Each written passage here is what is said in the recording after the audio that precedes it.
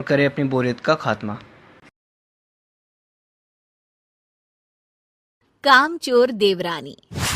एक बार की बात है, सुषमा अपने पूरे परिवार के साथ खुशी खुशी मोहन नगर में रहती थी। उसकी 2 बहुएं थी, पल्लवी और शिवानी। एक दिन दोनों बहुएं रसोई में काम कर रही होती है कि तभी उनकी सास सुषमा उन्हें बुलाती है। अरे बहू, जरा इधर तो आना।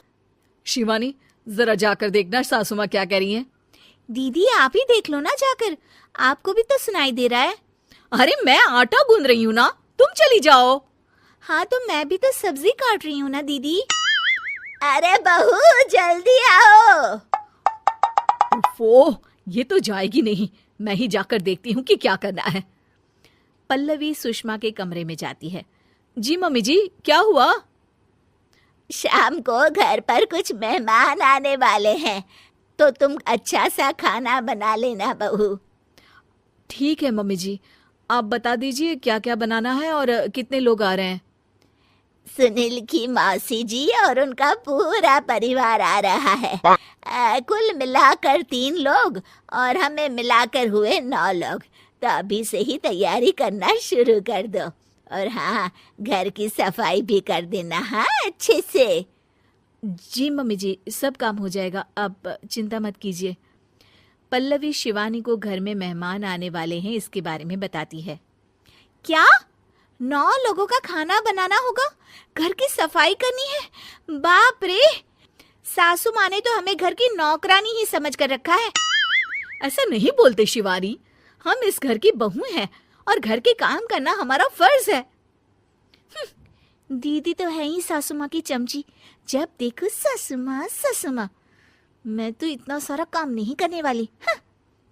शिवानी कपड़े लेकर गमला साफ कर रही होती है और चक्कर आने का नाटक करने लगती है। मेरा सर चकरा रहा है। तभी वहां पल्लवी और सासू माँ जाते हैं। अरे बहू, क्या हो गया तुम्हें?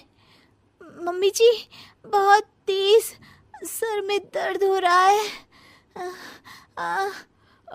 तुम एक काम करो शिवानी, आराम कर लो।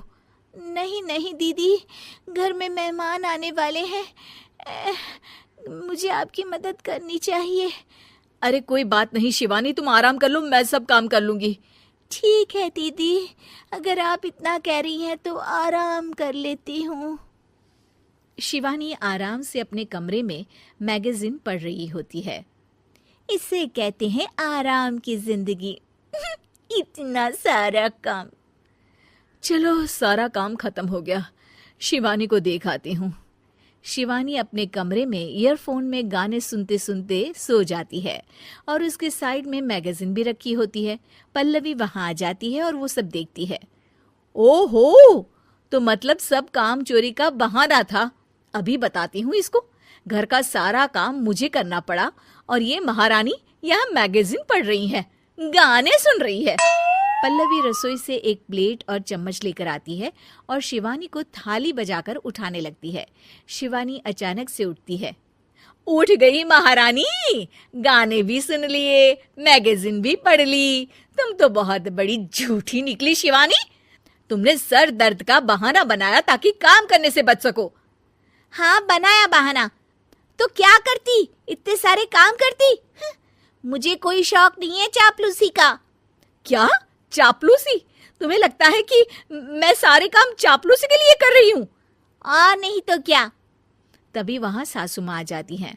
अरे बहू, वो लोग बस आने ही वाले हैं, तुम तैयारियां कर लो। जी सासू माँ, तुझे तो मैं बाद में देखती हूँ।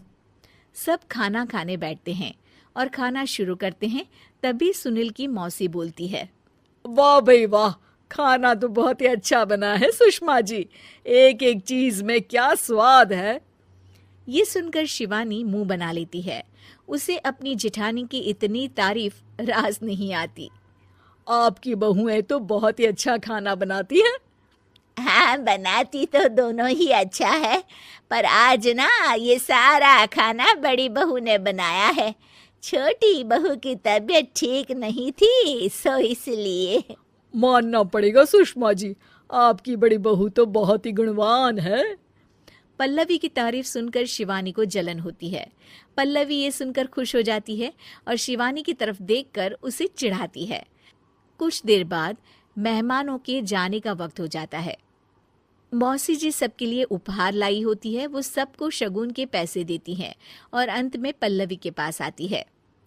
तुम्हारे लिए शगुन का लिफाफा तो है ही, पर बहू तुम्हें एक और उपहार भी मिलेगा इतना अच्छा खाना बनाने के लिए।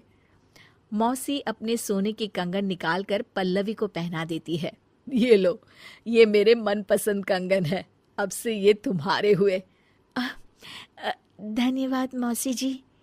ये देखकर शिवानी तो पूरी तरह से जल जाती है और गुस्से से रसोई में चली जाती है। तभी वहां पल्लवी आ जाती है और उसे अपने कंगन दिखाने लगती है। देवरानी जी, अब आपका सर दर्द ठीक तो है ना? मुझे लगता है कि अब सर दर्द शुरू हो गया होगा आपका।